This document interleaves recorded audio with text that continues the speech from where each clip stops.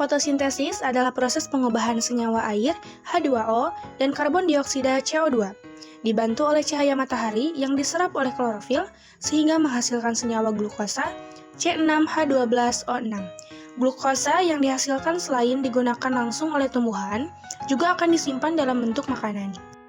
Berikut ini adalah beberapa faktor yang memengaruhi proses fotosintesis. Yang pertama, intensitas cahaya. Tingkat pencahayaan yang memadai diperlukan untuk memicu fotosintesis.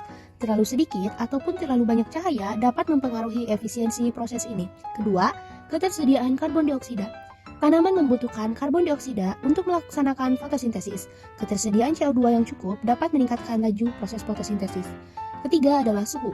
Suhu yang optimal berkontribusi pada kecepatan fotosintesis. Keempat, ketersediaan air. Air diperlukan dalam proses fotosintesis. Kurangnya air dapat membatasi proses fotosintesis.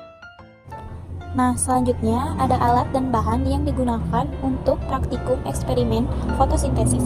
Yang pertama itu ada alat, ada beker gelas, corong kaca, kawat untuk menggantung di tumbuhan, soda kue, gelas ukur 100 ml, air suling atau aquades, tali pengikat.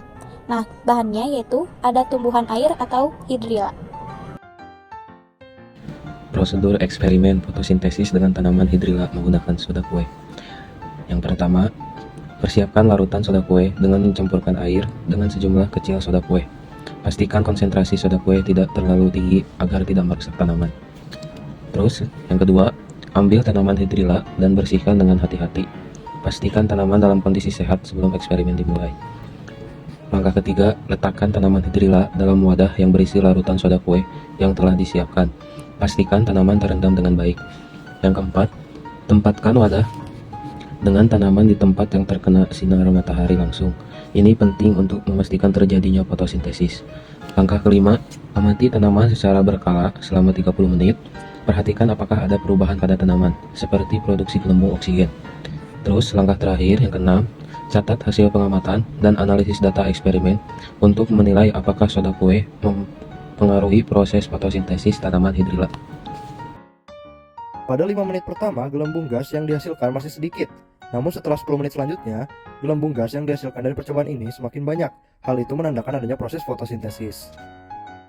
Gelembung-gelembung yang terlihat naik pada tabung reaksi itu merupakan gas. Gas yang terbentuk dalam proses fotosintesis ini adalah gas oksigen atau O2 yang membentuk berupa gelembung gas, dan sebagian itu akan menempel dan mengumpul pada dasar tabung reaksi. Penambahan soda kue atau NaHCO3 ini juga sangat mempengaruhi peningkatan gelembung gas.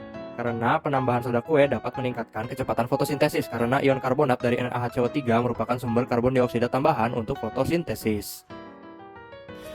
Jadi untuk kesimpulannya, proses fotosintesis pada tanaman hidrilla dapat terjadi jika terdapat beberapa faktor, yaitu seperti adanya cahaya matahari, kemudian adanya klorofil, ketersediaan air yang normal, kemudian adanya karbon dioksida, suhu, dan juga intensitas cahaya.